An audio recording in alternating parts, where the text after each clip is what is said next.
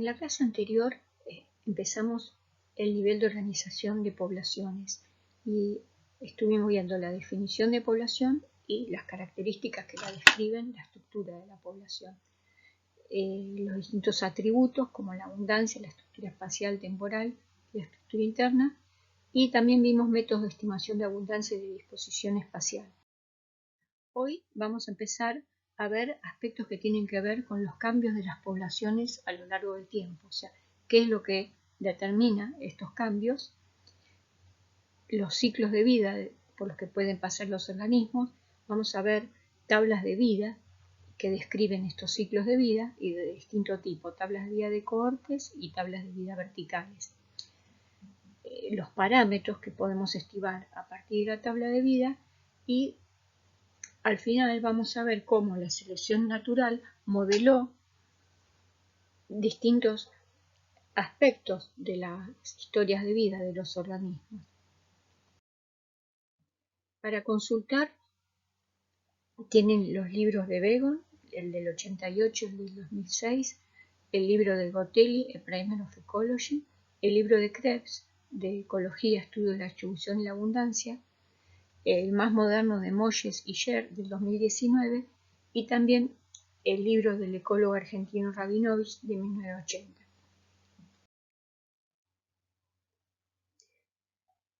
Las abundancias de las poblaciones naturales cambian, pueden aumentar o disminuir a lo largo del tiempo, también se pueden mantener constantes. Los factores que influyen, en realidad los procesos que influyen sobre estos cambios son la reproducción y la mortalidad. La reproducción contribuiría a aumentar la abundancia, la mortalidad tendería a hacerla disminuir. La inmigración, que también llevaría a un aumento de la abundancia, y la inmigración, que actúa en el mismo sentido que la mortalidad.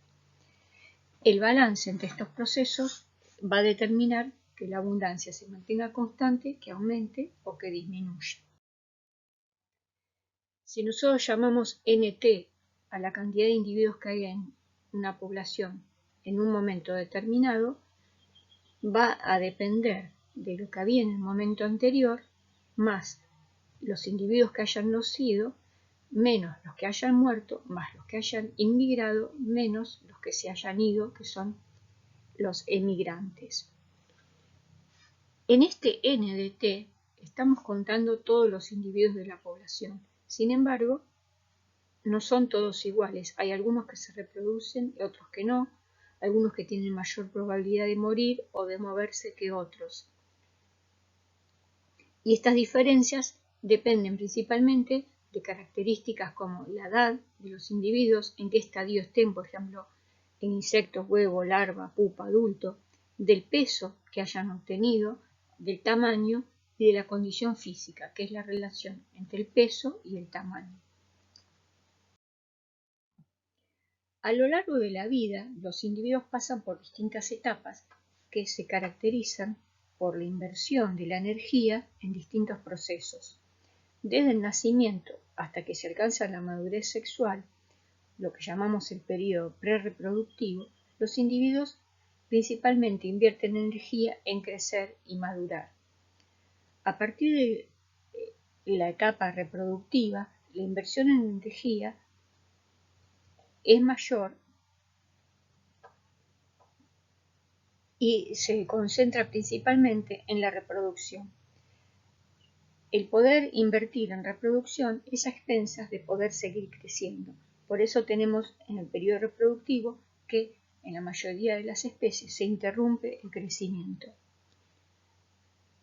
Después de la etapa reproductiva, en muchas especies en la naturaleza no existe un periodo posreproductivo, o sea, los individuos mueren antes de que finalice el periodo reproductivo.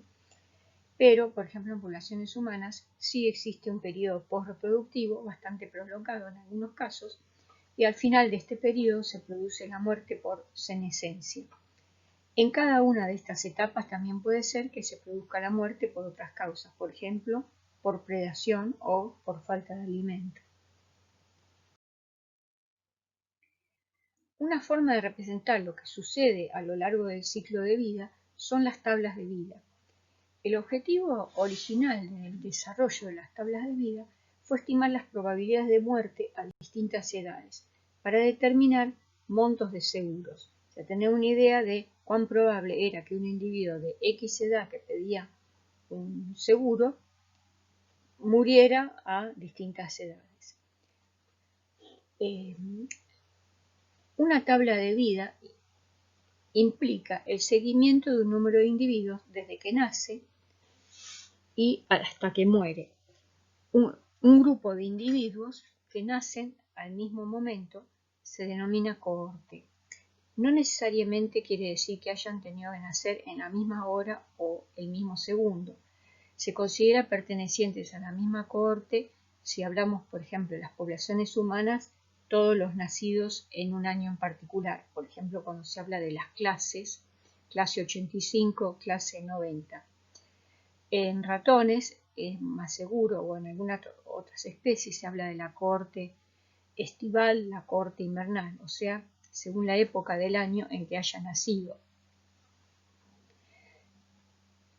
En otros casos, las cohortes se pueden determinar por el mes en que nace. O sea, qué consideramos haber nacido exactamente en el mismo momento depende de la población que nosotros estemos estudiando.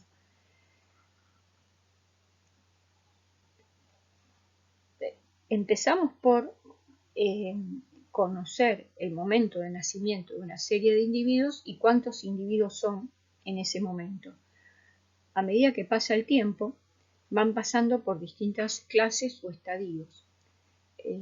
Tenemos que determinar entonces las clases o estadios que vamos a tener en cuenta para la tabla de vida, cuantificar los sobrevivientes a lo largo del tiempo y a lo largo de los estadios, y cómo es la reproducción, o sea, cómo es la fecundidad en cada uno de los estadios, o sea, si seguimos a los individuos a lo largo del tiempo.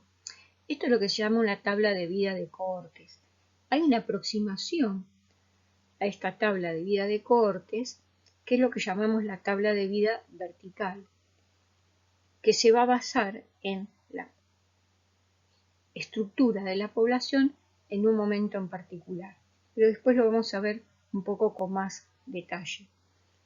Ahora nos vamos a quedar con que vamos a seguir un grupo de individuos nacidos en un momento determinado a lo largo del tiempo, viendo las clases por las que pasan, cómo van sobreviviendo y cómo se van reproduciendo a lo largo del tiempo.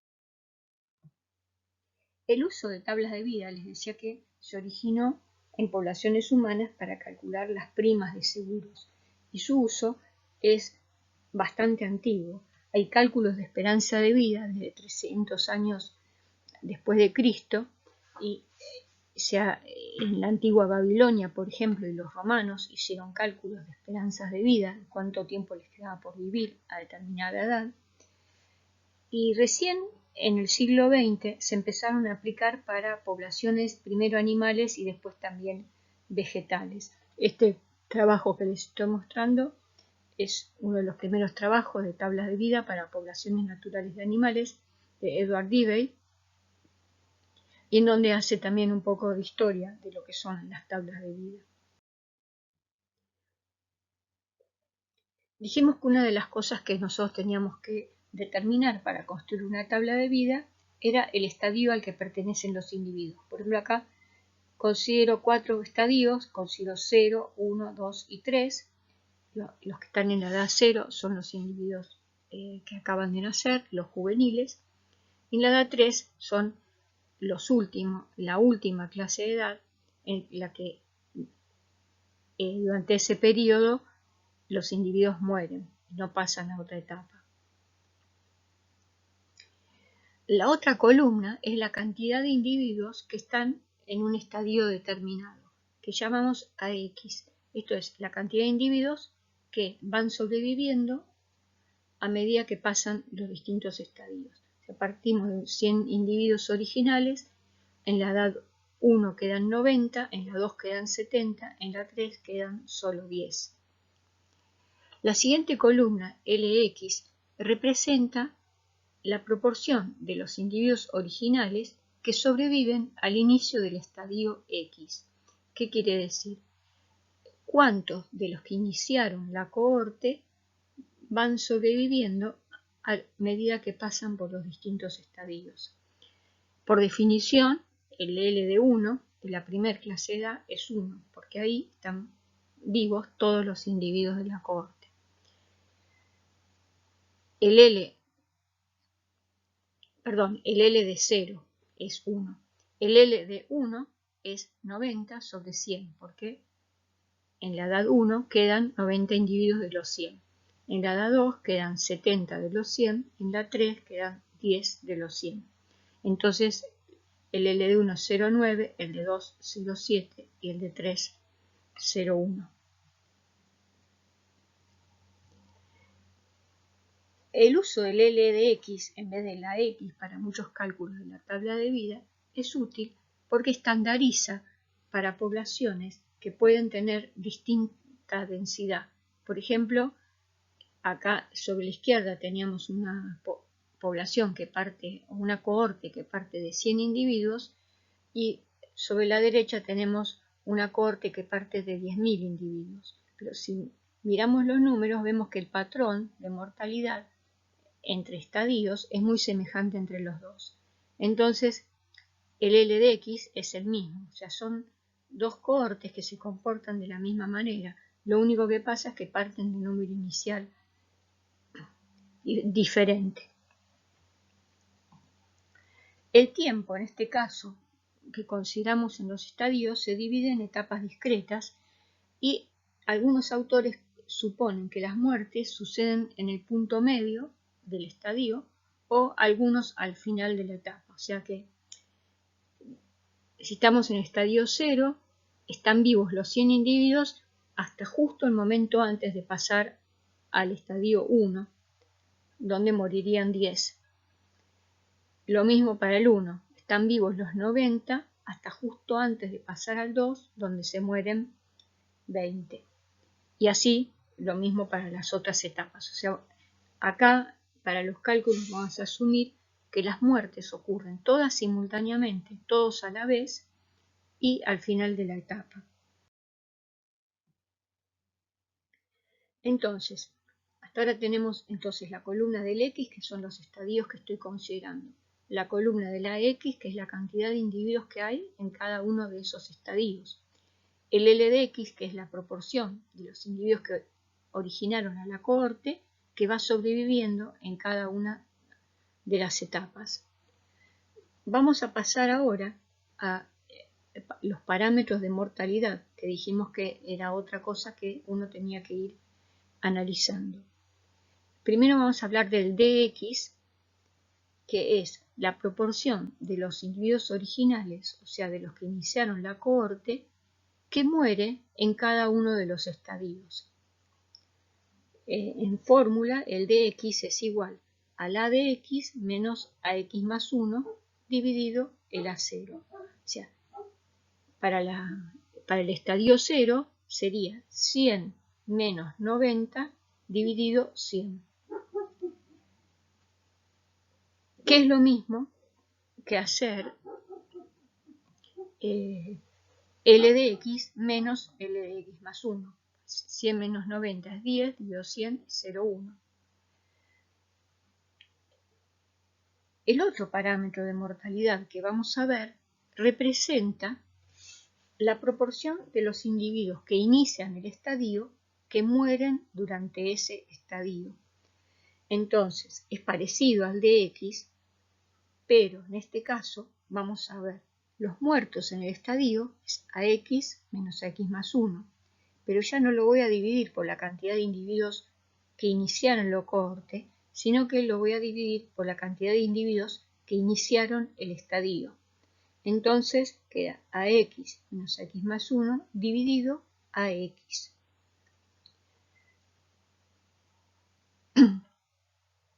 Que es lo mismo que hacer L de x menos Lx más 1 dividido el L de x. O también se puede calcular como dx dividido el L de x. Para la primera clase de edad, fíjense que el dx y qx son iguales, porque en ese caso estoy calculando el a de 0 menos a de 1 sobre a0. y en este caso coinciden los iniciales, son los que iniciaron el estadio 0. Por otro lado, el Qx de la última edad es igual a 1. ¿Por qué? Porque no hay otra etapa siguiente. Entonces, durante el estadio 3 mueren todos los individuos de ese estadio. AX menos 0 quedaría dividido a X, quedaría igual a 1. Una propiedad interesante de los dx es que se pueden sumar, o sea, yo puedo calcular qué proporción de los originales mueren entre las edades 1 y 2 sumando el d de 1 más el d de 2, porque siempre el denominador es el A0. Sin embargo, el Qx no se puede sumar porque los denominadores son los distintos a X correspondientes a cada uno de los estadios.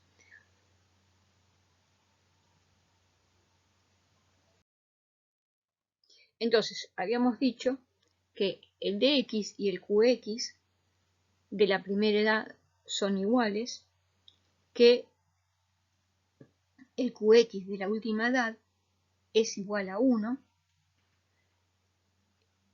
Otra característica de la tabla de vías, el LDX de la primera edad es 1, porque en esa edad sobrevive el 100% de los individuos originales.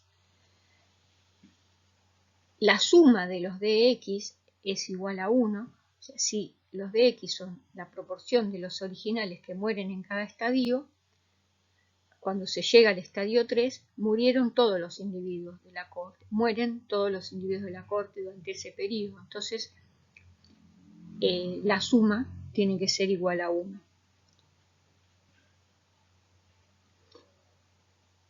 ¿Cuál es el sentido de diferenciar entre el dx y el qdx? Fíjense que, por ejemplo, para la última clase de edad, la 3, la probabilidad de morir para los individuos que llegaron a la edad 3 durante ese periodo es del 100%, porque no va a haber una siguiente clase de edad. Sin embargo, la proporción de los individuos que iniciaron la cohorte que mueren en la edad 3 es solamente del 10%.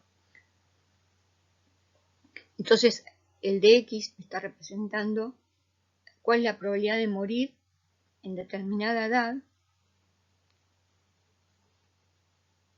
de los originales, mientras que el qdx me dice cuál es la probabilidad de morir en ese estadio para los individuos que entraron al estadio. Para saber la intensidad de la mortalidad en un periodo particular, ¿qué parámetro conviene usar?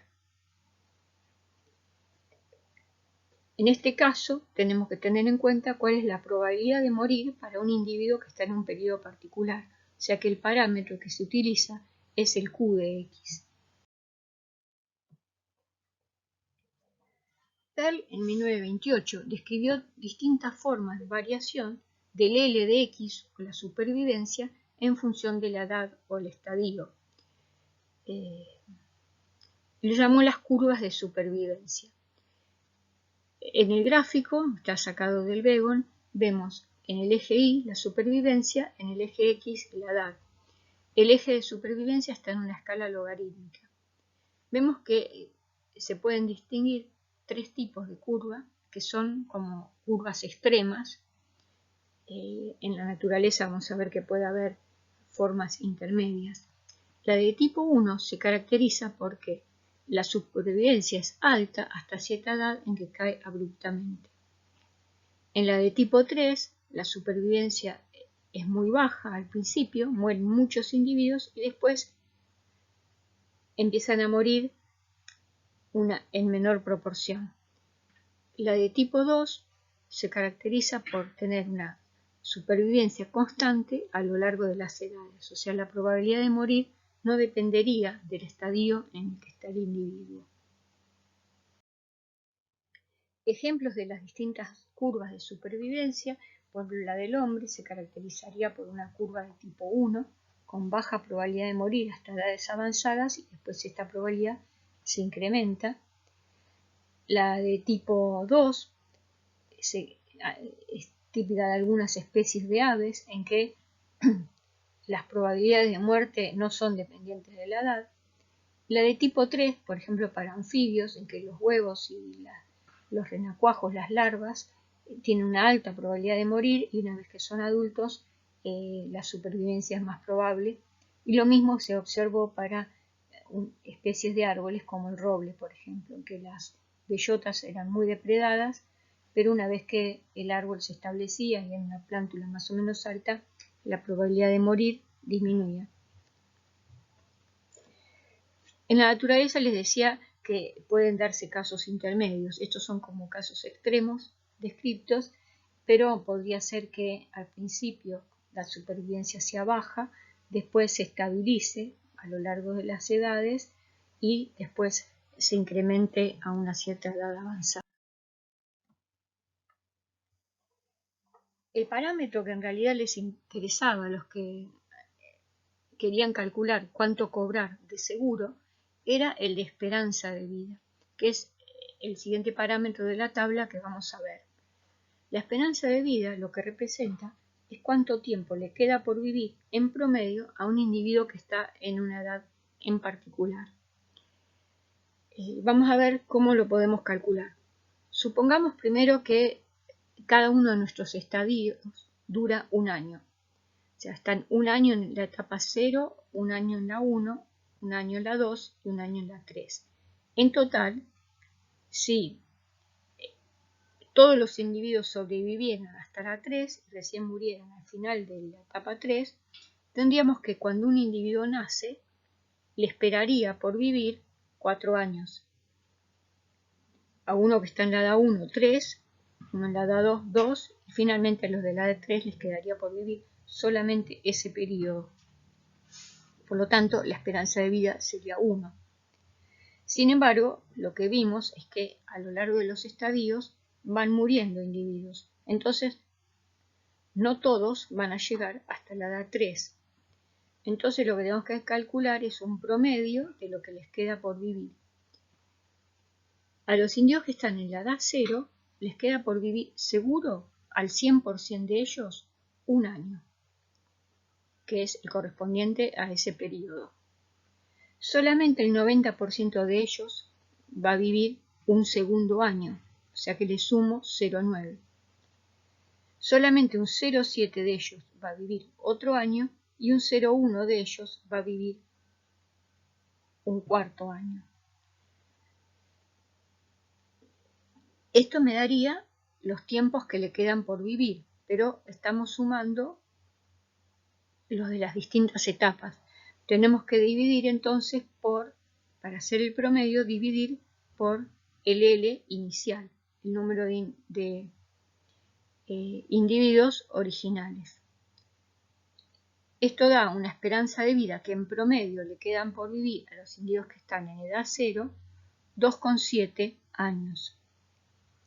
Para los individuos de la edad 1 tenemos que sumar los L de X, pero a partir de la edad 1, porque no vivió el 100% hasta esta edad 1. Entonces sumamos 0,9 más 0,7 más 0,1 y para hacer el promedio lo dividimos por el L de 1. Esto da 1,89. Lo mismo para las otras edades.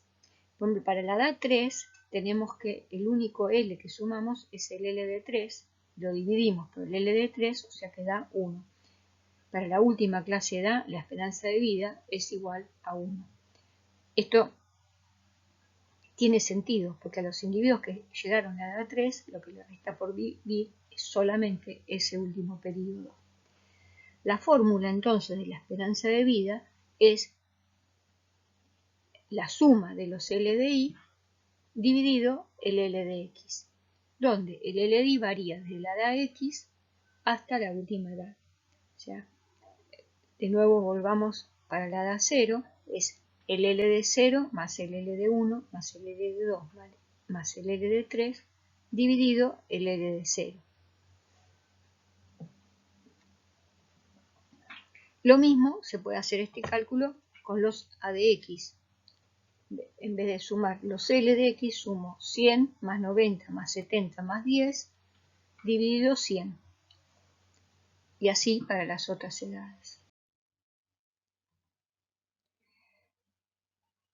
En la tabla anterior, la esperanza de vida era máxima en la primer clase de edad, pero eso no necesariamente es así.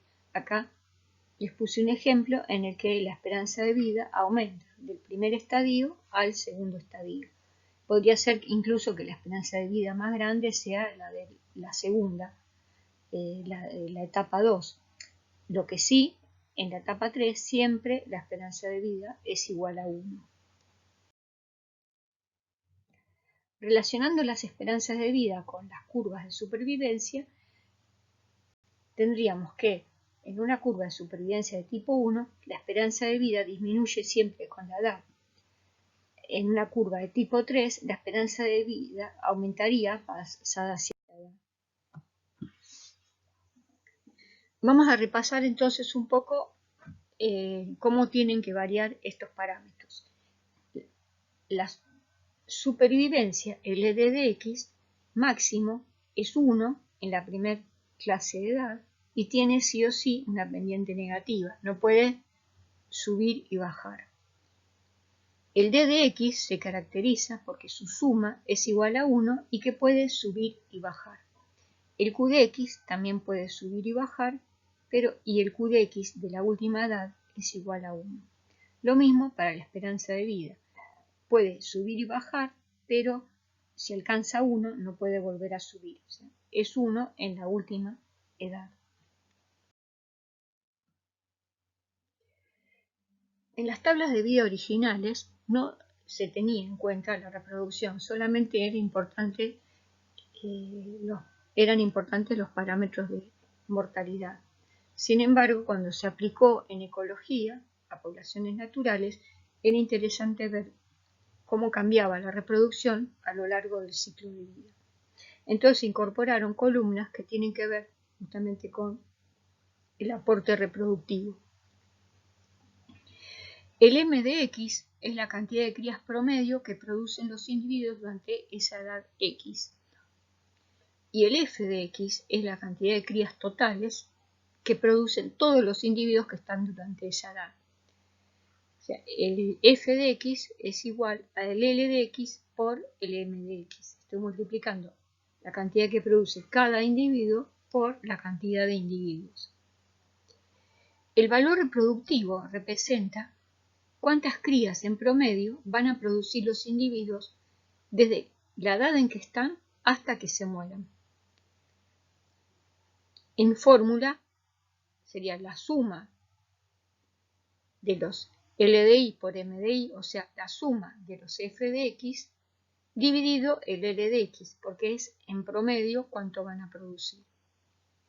Y esto desde I igual X hasta la última edad. O sea, es el aporte que va a hacer un individuo que está en una edad hasta que se muera.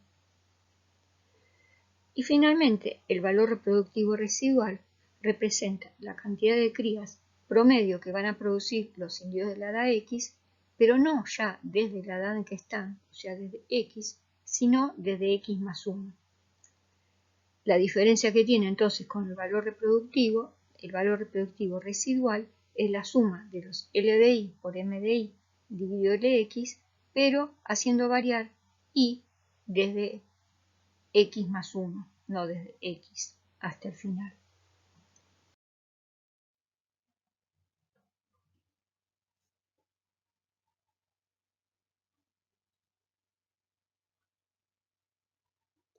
Entonces, representando una tabla de vida con las columnas X a X, LX y los parámetros de reproducción, tenemos el F de X, sería la cantidad de crías totales producidas durante el estadio, expresado en términos de AX por el M de X. O sea, en la edad 2, por ejemplo, tenemos 70 individuos que producen 3 crías cada uno, el F de X es 210. En la edad 3 tengo 10 individuos que producen 3 crías cada uno, f de x es 30. La cantidad de crías totales producidas ante el estadio lo puedo expresar también en función de Lx y Mx. En vez de la x uso Lx, que es lo que se está mostrando en la última columna.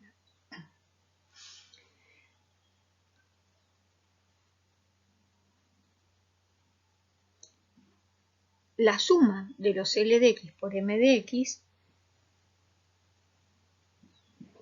me va a dar cuántas crías en promedio produce cada individuo que inició la cohorte.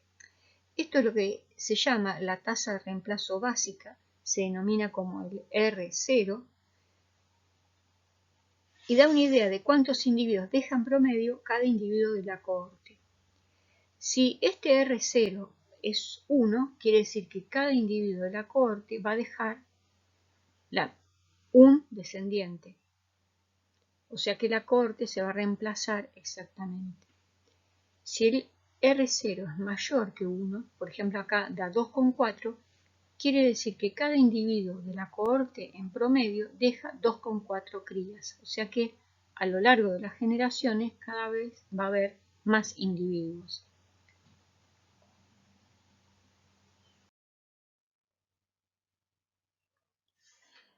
Si tenemos la cantidad de individuos en una generación 1, va a ser la cantidad de individuos que había en la generación anterior, que es 0, NG0, por la tasa de reemplazo básica, que es el R0. A su vez, la cantidad de individuos en la generación 2 va a ser la cantidad de individuos en la generación 1, también por el R0. El NG1 lo puedo reemplazar por NG0 por R0. Y a su vez lo tengo que volver a multiplicar por el R0. Esto entonces me va a dar que la cantidad de individuos en la generación 2 va a ser el n en la generación 0 por el R0 al cuadrado. Generalizando, vamos a tener que la cantidad de individuos en una generación n va a ser la cantidad de individuos en la cohorte original por la tasa de reemplazo básica R0 elevado a n, que es el número de generaciones. Habíamos dicho, si el R0 es igual a 1, la cantidad de individuos es la misma a lo largo de las generaciones. Si el R0 es menor que 1, la cantidad de individuos va a ser cada vez menor a lo largo de las generaciones. Y si el R0 es mayor que 1, la cantidad de individuos va a aumentar a lo largo de las generaciones.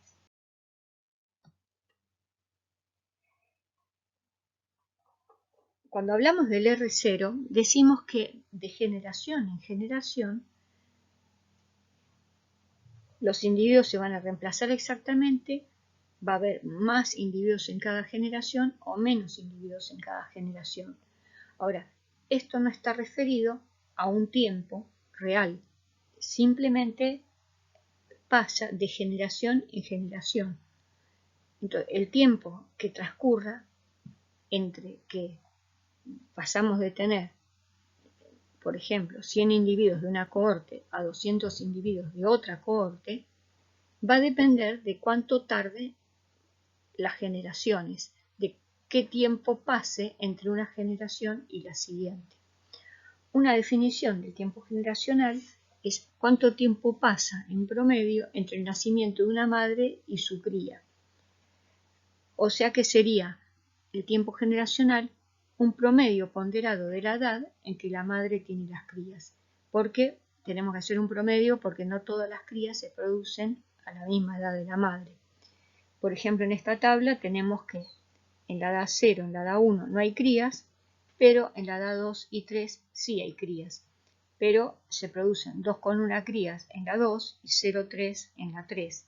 O sea que tenemos que tener en cuenta la cantidad de crías en cada edad para calcular el tiempo generacional. Si la cantidad de crías producidas entre las edades 2 y 3 fuera la misma, ese promedio nos daría 2,5, pero como hay más aporte en la 2, tenemos que tenerlo en cuenta.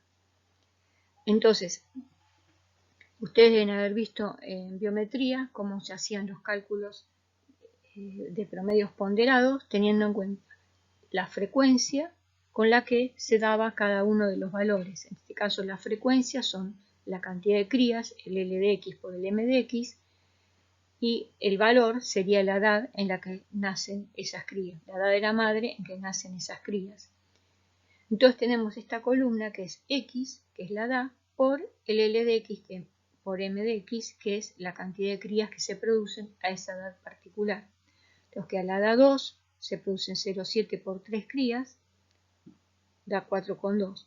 Y a la edad 3 se producen 0,1 por 3 crías, y eso da 0,9. Entonces tenemos una suma de los X por LX, M de X, pero para hacer el promedio tenemos que dividirlo por la cantidad de crías producidas, que es la suma de los LX por M de X. Entonces dividiendo 5,1 por 2,4 nos da que el tiempo generacional es 2,125 años, por ejemplo. Fíjense que acá es razonable, el valor da más cerca de 2, por más que se producen la misma cantidad de crías en las edades 2 y 3, en la edad 3 sobreviven pocos individuos, entonces contribuye más la edad 2 al promedio.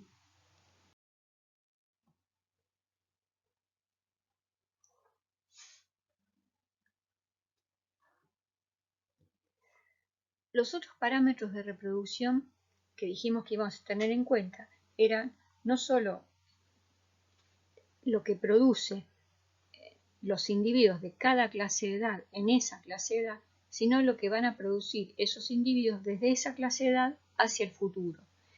El valor reproductivo, entonces, representa la suma de los LDI por MDI, que son lo que produce en cada una de las edades, dividido el L de X, o sea, cuántos individuos hay en esa clase de edad. Como ejemplo, tenemos para la edad 0, la suma de los LX por M de X va a ser 1, el L de 1 por el M1, más el L0 por el M0, más el L de 1 por M de 1, más el L2 por M de 2, más L de 3 por el M de 3. Acá estoy sumando cuánto va a aportar en cada una de las edades y haciendo el promedio. Por eso, para la clase 0 lo estoy dividiendo por 1, que es el L de 0. Para la edad 1 lo divido por 0,9, para la edad 2 por 0,7 y para la edad 3 por 0,1. Acá fíjense que el valor reproductivo máximo es para la clase de edad 2, porque en el valor reproductivo estamos teniendo en cuenta no solamente cuánto produce en esa edad, sino también cuántos individuos llegaron a esa edad. O sea, el aporte reproductivo va a depender de la supervivencia y de la producción de crías. En el B conté ejemplos de distintas formas de variación del valor reproductivo con la edad. Por ejemplo, en el gráfico superior tenemos que el valor reproductivo es máximo a los 300 días, o sea, hacia el final de la vida, mientras que en el gráfico inferior tenemos que el máximo valor reproductivo se da a una edad intermedia. También habíamos dicho que íbamos a tener en cuenta lo que aportan los individuos, pero no desde esa edad, sino desde la edad siguiente. O sea, cuántas crías produce un individuo de edad X a partir de la edad X más 1, hasta el final de su vida. Entonces el valor reproductivo residual es muy parecido al valor reproductivo, o sea, es la sumatoria de los LDI por MDI, cuánto va produciendo en cada una de las edades, dividido el L de X. Pero acá hacemos variar Y desde X más 1, no desde X. ¿Por qué es importante tener en cuenta el valor reproductivo y el valor reproductivo residual? El valor reproductivo total de una clase de edad sería lo que se reproduce en ese momento, que es el M de X, más el valor reproductivo residual. O sea, yo estaría sumando lo que se reproduce en un momento más lo que se va a reproducir a futuro. Como ya habíamos dicho antes, la reproducción tiene un costo de inversión de energía. Por ejemplo, en pájaros que alimentan a sus crías, llevar alimento a los pichones puede hacer que dediquen menos tiempo a alimentarse o que se expongan a predadores. Entonces, cuando se invierte mucho en reproducción en un momento, es a expensas de la supervivencia y de la producción futura de crías.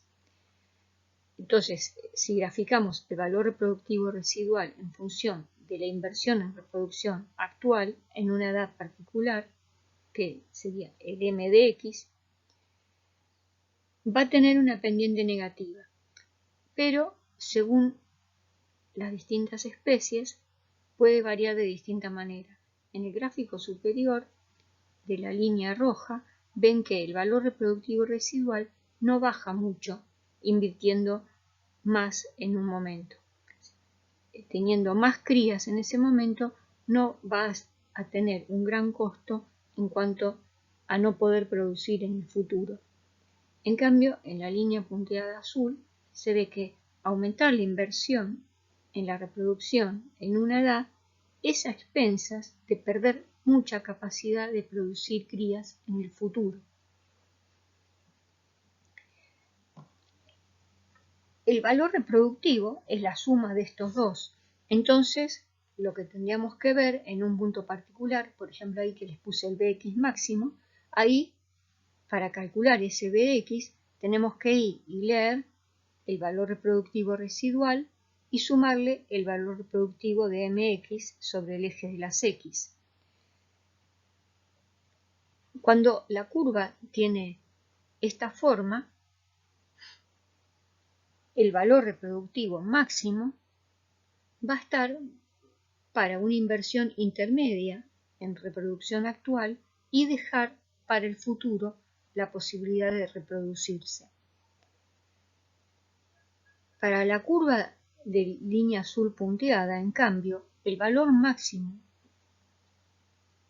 del valor reproductivo va a estar dado o invertir todo en el momento, o sea, un máximo de mx, o dejar todo para el futuro como valor reproductivo residual y no reproducirse en ese momento.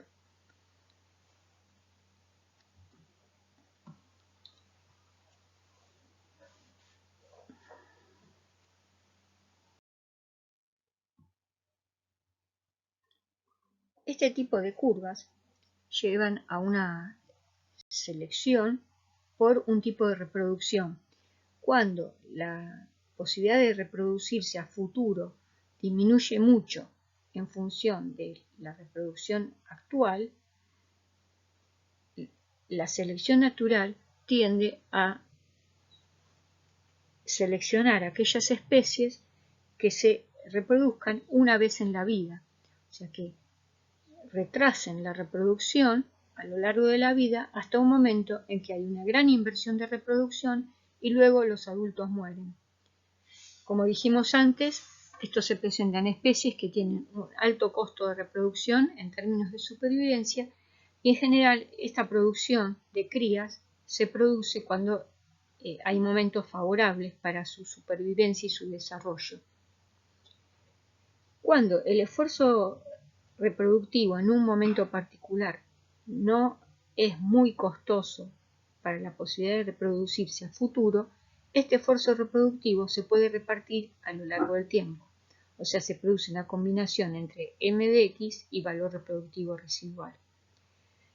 Esto está asociado a un menor costo de reproducción en términos de supervivencia y lleva a que el reparto de la producción de crías sea a lo largo del tiempo. Hay varios eventos reproductivos. Estas se llaman especies iteróparas, quiere decir que tienen varias reproducciones, mientras que las anteriores eran especies semélparas que tienen un evento de reproducción. Este reparto de la producción de crías a lo largo del tiempo puede ser ventajosa cuando las condiciones y recursos en el ambiente varían en forma no predecible. Sería como no poner todos los huevos en la misma canasta, aumentar las probabilidades de que algunas de las crías encuentren condiciones favorables. O también podría ser que las condiciones sean buenas durante todo el tiempo y entonces se pueden producir crías y se puede invertir en reproducción a lo largo de todo el tiempo.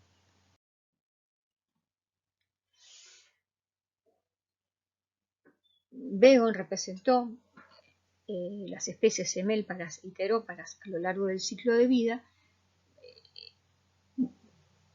como que pueden ser también anuales o multianuales las especies, pero en un caso se caracterizan por una inversión en un periodo corto, por ejemplo, en el gráfico de la izquierda y el segundo desde arriba, vemos que una especie semélpara anual pasaría por una etapa juvenil relativamente larga y una inversión de reproducción muy alta en un solo momento, mientras que la heterópara repartiría su inversión en reproducción a lo largo de todo el año. Fíjense que la inversión es más baja. La inversión total es la misma, pero en un caso está concentrada y en otro caso está repartida. En la heterópara también tenemos un periodo juvenil, pero que es mucho más corto, el periodo no reproductivo, que en el caso de la semélpara. Para las multianuales, podría ser que una especie heterópara, después de una fase juvenil, se reproduzca varios años y que pueda ser que la reproducción no es tan continua, sino que tiene picos, pero hay varios eventos reproductivos en cada año, a lo largo de los años. Mientras que una semélpara sería el último gráfico en que pasa muchos años sin reproducirse y después se invierte en un último año. El gráfico anterior, el anteúltimo, yendo hacia abajo, es también una heterópara, pero que tiene como reproducción continua a lo largo de los años. No sería reproducción estacional como sería el caso anterior. Bueno, ejemplos de especies semélparas hay en distintos grupos, por ejemplo en plantas y en animales. Por ejemplo, la caña coligüe en Bariloche tiene una floración al cabo de unos años muy grande y luego los adultos mueren. Este caso es interesante porque está asociado con aumento de la abundancia poblacional de un ratoncito que come las semillas, que es el reservorio del hantavirus. Por eso cuando florece la caña coligüe hay como una alerta por los riesgos de transmisión. Otra planta que tiene este comportamiento es el agave, que vive muchos años sin florecer y después de la producción de semillas muere. Entre animales, el salmón rosado, que vive muchos años en el mar y después migra a ríos en Canadá, donde se reproduce y muere. Y un mamífero, una comadrejita, Antechinus tuarti, que vive en Australia, que los machos son los que son semélparos en realidad, que invierten mucha energía en la reproducción y después mueren. Relacionado con si las especies son semélparas, tienen un evento de reproducción y después mueren, o son heteróparos que producen varias generaciones, que producen crías en varios momentos, está las características de la población. En una población que hay un evento reproductivo y después los adultos mueren, vamos a tener que las distintas generaciones no se van a superponer. Si nosotros vamos en un momento particular, vamos a ver que la población va a estar formada toda por individuos de la misma clase de edad. En el tiempo 1 tengo individuos de la edad 0, en el tiempo 2 de la edad 1, en el 3 de la edad 2 y así sucesivamente. Esto está relacionado con que la reproducción es discontinua. Por otro lado, si tenemos que hay varios eventos reproductivos, que hay reproducción continua, los adultos van a coexistir con algunas crías y entonces va a haber generaciones superpuestas. Si vamos en un tiempo particular, nosotros vamos a tener individuos de las distintas clases de edad coexistiendo en el tiempo.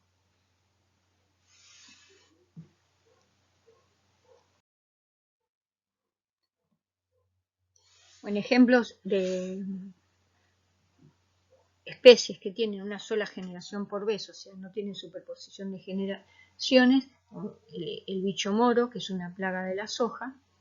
A ver, en un momento hay larva, en otro momento hay pupa, en otro momento hay adulto. Mientras que la mosca de la fruta, ¿no?, muestra superposición de generaciones. Puedo encontrar huevos, larva, pupa, adulto a la vez. Tiene una reproducción continua. Cuando hablamos de construir una tabla de vida, hablamos de seguir a una cohorte a lo largo del tiempo. Esto se denomina también tabla de vida horizontal. En esta tabla lo que vimos que a medida que pasa el tiempo, las edades o estadios por las que pasan los individuos van cambiando. O sea, yo tengo la edad 0, luego la 1, luego la 2 y luego la 3. Mientras que en una tabla de vida vertical, que es una aproximación a lo que es el seguimiento de una cohorte, puedo tener a la vez varias cohortes y lo que voy a tener, si voy en un momento determinado, también por eso se llama tabla de vida vertical o estática, voy a ver que hay individuos de distintas edades. Pero cada edad pertenece a una cohorte distinta. O sea, los individuos que están en la edad 1 no son los de la edad 0 que crecieron, corresponden a los que estaban en edad 0 en un tiempo anterior.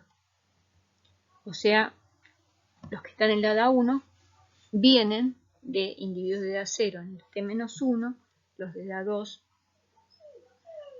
de la edad 1 y los de edad 3 de los de la edad 2. ¿Puedo hacer los mismos cálculos que hice para la tabla de vida horizontal en este caso? En muchos casos sí se utiliza esta tabla de vida vertical como aproximación a haber seguido una cohorte. Pero esto implica determinados supuestos. Lo que tengo que suponer es que si yo encuentro un individuo en la edad 0 y 0,8 en la edad 1, es equivalente a decir que estos 0,8 vienen de 1 en un tiempo anterior. O sea que el patrón de supervivencia entre edades se mantiene constante. Y también tengo que suponer que la fecundidad, la reproducción por edades, se mantiene a lo largo del tiempo. Entonces, en la tabla de vida vertical o estática, en vez de seguir una cohorte, se analiza la estructura de la población en un momento. Y se supone que la mortalidad y fecundidad específicas por edades son constantes a lo largo del tiempo. Lo que es lo mismo que decir que todas las cohortes se comportan de la misma manera. Acá hay un ejemplo de una tabla de vida de un ratón en el que se puede aplicar la tabla de vida vertical o la horizontal. Tenemos dos cohortes que les muestro ahí con las líneas rojas y las verdes, la de febrero y la de mayo. Las líneas que están inclinadas en la diagonal son las tablas de vida de cohortes, en que para la primera edad tengo en mayo 0,1581, pasan a la edad 1, 0,93, me voy corriendo sobre la diagonal, y lo mismo para la de febrero, punto 0,3, pues pasa a punto 0,266. Ahora, si hiciera una tabla de vida vertical, acá lo que tendría que leer es, para la de mayo, pasa de la edad 0, 0,1581, a la edad 1, punto 1, y a la edad 2, punto 09. Fíjense que en este caso no da lo mismo hacer una horizontal siguiendo una cohorte que hacerla vertical. Y lo mismo pasa con la de febrero. Probablemente en este caso no se cumplirían adecuadamente los supuestos para hacer una tabla de vida vertical.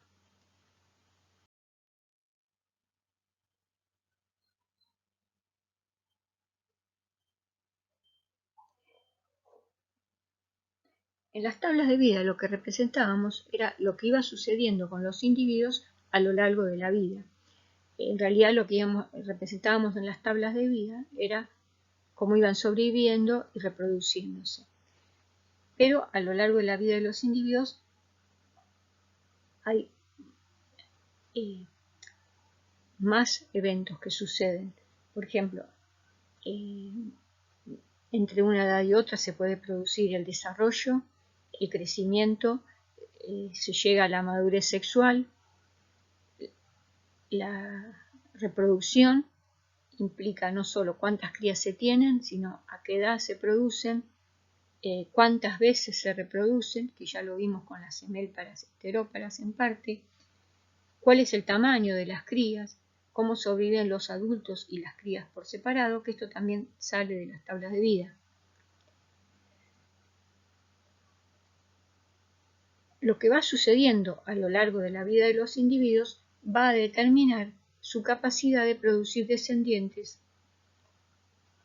a las siguientes generaciones. Y por eso estas características de la historia de vida van a estar sujetas a la selección natural, que va a tender a seleccionar aquellos caracteres que maximicen la producción de progenie.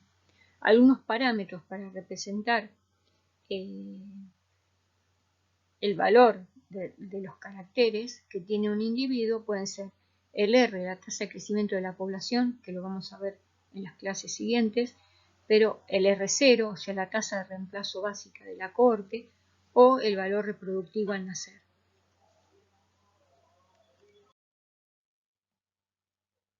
Los principales caracteres que se tienen en cuenta para analizar las historias de vida son el tamaño al nacer, que convendría que sea grande, porque aumenta la probabilidad de sobrevivir, el patrón de crecimiento, que convendría también que sea rápido y por mucho tiempo, rápido para alcanzar un tamaño rápido, por ejemplo, para escapar a la predación o para poder empezar a reproducirse.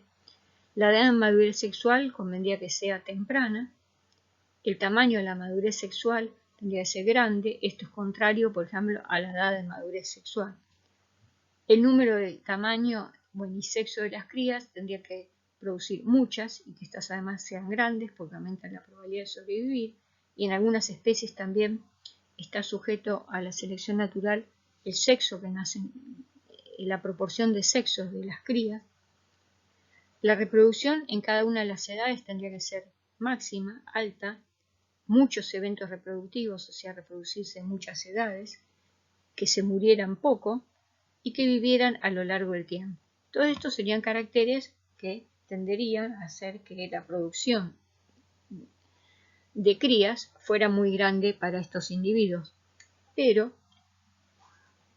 como recién les decía, por ejemplo, madurar temprano probablemente implique que no se puede haber alcanzado un gran tamaño, o tener muchas crías probablemente sea expensas de que éstas sean grandes. O sea, no se puede maximizar todos los caracteres al mismo tiempo. No es posible presentar las características óptimas en todos los caracteres. ¿Y esto por qué? Porque los recursos que están disponibles para una población son finitos, en general son escasos. Y estos recursos se tienen que invertir en distintos procesos, como por ejemplo mantenimiento, crecimiento y reproducción. Invertir en determinada función necesariamente lleva a que se va a poder invertir menos en otra función. Y a su vez, la inversión en cada uno de estos procesos va a influir sobre la supervivencia. Mantenimiento, o sea, póngale invertir en mantenimiento de la temperatura corporal, va a influir sobre la supervivencia. Cuando no se puede invertir en mantener la temperatura corporal, se puede morir debido a bajas temperaturas. Por eso, muchas veces hay muchas especies que durante la época invernal de bajas temperaturas interrumpen su crecimiento o interrumpen la reproducción. A su vez, invertir en reproducción puede afectar a la supervivencia y dentro de la inversión en reproducción podemos ver dos cosas: la cantidad de crías producidas y el tamaño que tiene cada cría. O sea, para una determinada inversión en reproducción se puede repartir diferente entre más crías de menos tamaño o menos crías de menor tamaño, de mayor tamaño. O sea que hay una relación entre los distintos caracteres de historia de vida. Maximizar uno es a expensas de maximizar en otros. Y lo que la selección natural tiende es a seleccionar combinaciones de estos caracteres. Las principales alternativas que se ven son entre reproducción y crecimiento. O sea, empezar a invertir en reproducción es a expensas del crecimiento.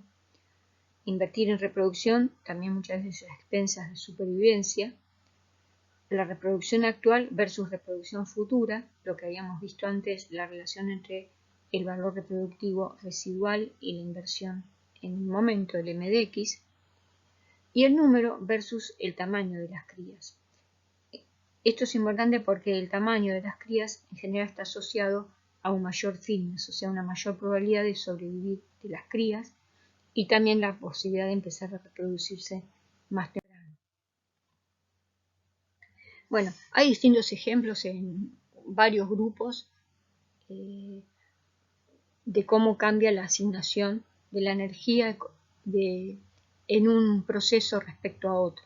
Por ejemplo, en pinos se observó que el ancho de los anillos anuales que representaba el crecimiento disminuía en forma inversa a la cantidad de conos o piñas que producían.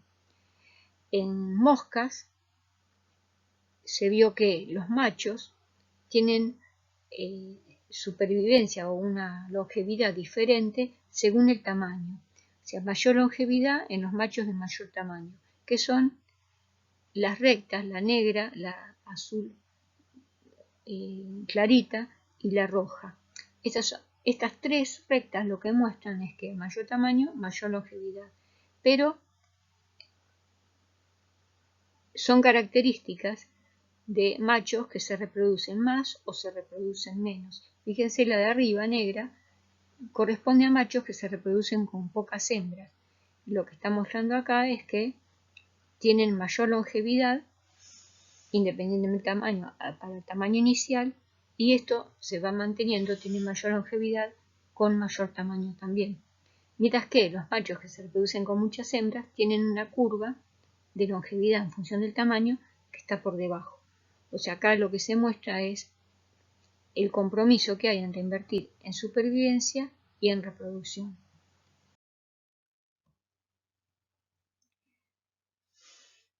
Las otras alternativas que habíamos visto era entre el número de crías o número de propágulos o semillas en caso de plantas y el peso o el tamaño de estos propágulos.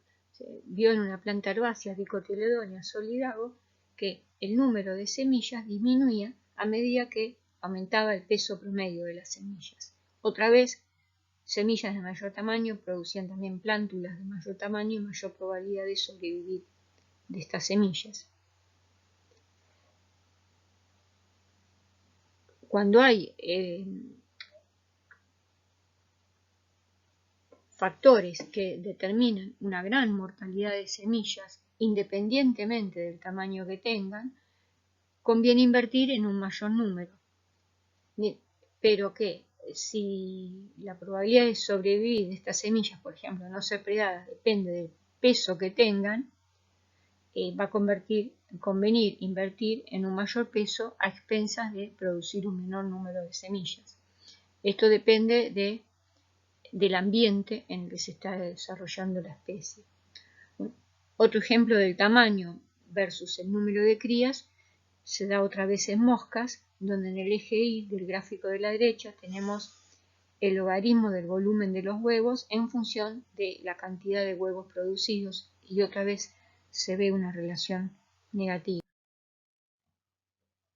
MacArthur y Wilson en 1967 establecieron una relación entre las estrategias de historia de vida y los hábitats. O sea, cuáles son los caracteres seleccionados van a depender de cómo sea el hábitat en el que se desarrolla la especie.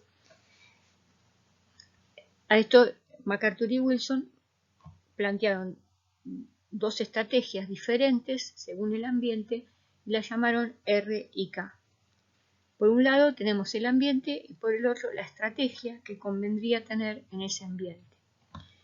En ambientes que son inestables, o sea que recursos y condiciones varían en el tiempo y además varían en forma impredecible, y que hay una alta probabilidad de morir tanto para adultos como para crías, la estrategia seleccionada sería una capacidad de reproducirse rápido, o sea, aprovechar el momento en que las condiciones son favorables, y muchas veces esto también está relacionado con empezar la reproducción en el momento en que las condiciones sean favorables, o sea, que haya estímulos que desencadenan la reproducción, producir muchas crías chicas, o sea, un gran número de crías para aumentar la probabilidad de que algunas sobrevivan, no invertir mucho en el cuidado de crías porque es probable que éstas mueran, empezar a reproducirse temprano porque hay alta probabilidad de morir para los adultos, tienen que dejar descendencia,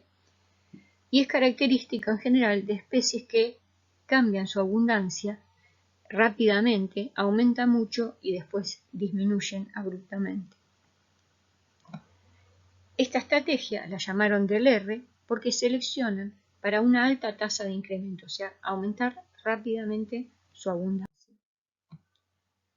Por el otro lado, plantearon en ambientes estables y predecibles, en que los recursos y condiciones son constantes o tienen variaciones, pero que son predecibles, como por ejemplo las variaciones estacionales, ambientes caracterizados por alta competencia por los recursos, en que la supervivencia de los adultos y de las crías depende del tamaño, y el de las crías también depende de si los adultos las cuidan o no, y en que la mortalidad y la natalidad están influidas por la densidad, no son independientes de la cantidad de individuos que haya. La estrategia seleccionada sería reproducirse más lentamente y tener opción de crecer, producir pocas crías grandes, invertir en el cuidado de las crías, madurar a una edad más alta, esto también garantiza la supervivencia, reproducirse varias veces a lo largo de la vida y llevaría a una abundancia poblacional constante, que se alcanzaría un nivel de equilibrio. Este grupo de especies se llaman K-estrategas porque están seleccionadas para tener éxito en un ambiente con competencia estable y llegar a una capacidad de carga del ambiente. Como les decía, el crecimiento poblacional de las especies R sería irruptivo, o sea, aumenta mucho y después disminuye al agotarse los recursos, vuelve a aumentar y disminuye. Mientras que en las especies de la estrategia K, el crecimiento sería más lento y se llegaría a un valor de equilibrio al cabo de un cierto tiempo.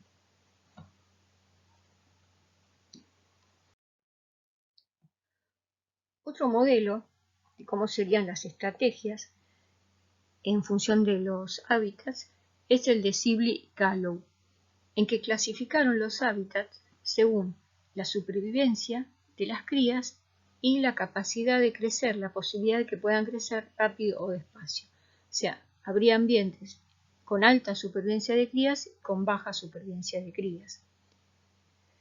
Esta supervivencia de las crías influiría sobre la inversión en reproducción que hacen los adultos.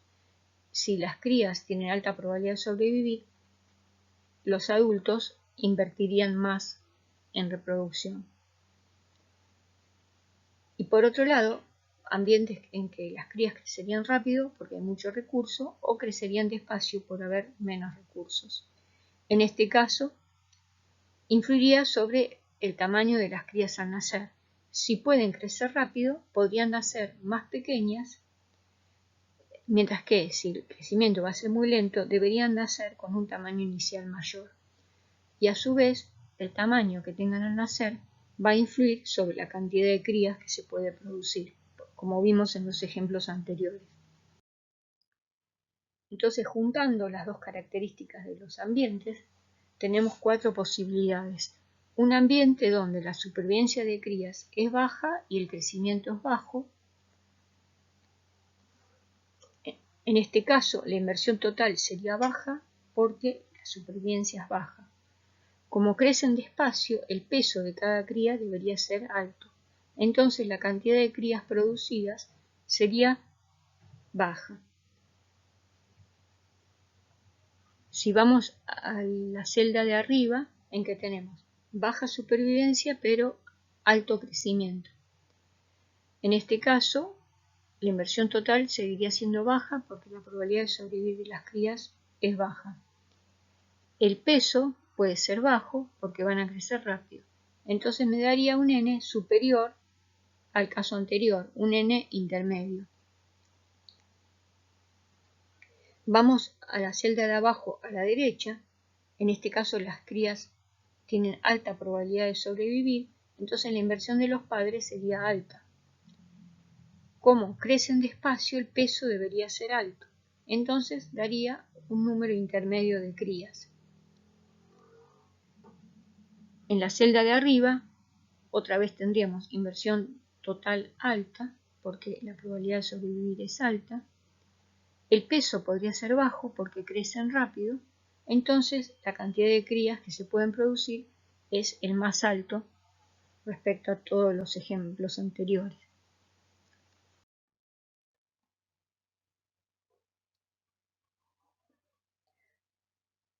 Hay otra clasificación de estrategias de historia de vida que les quiero mostrar porque se aplica sobre todo a poblaciones de plantas y tiene en cuenta otras características diferentes que las que vimos antes. Esto lo desarrolló Grime en 1979 y lo que tiene en cuenta son la intensidad del estrés ambiental, la intensidad del disturbio en el ambiente y la intensidad de la competencia. El efecto que tiene el estrés es limitar el crecimiento, por ejemplo, el estrés hídrico por falta de agua o un estrés térmico por bajas temperaturas, poca intensidad lumínica la mayor parte del año, como pasa en las latitudes altas. Pues tiene un eje del disturbio, que lo que hace el disturbio es remover biomasa, por ejemplo, la presencia de un herbívoro sería un disturbio, o en el caso de sistemas intermareales, la intensidad de las olas sería un disturbio porque puede sacar las algas que están adheridas a las rocas.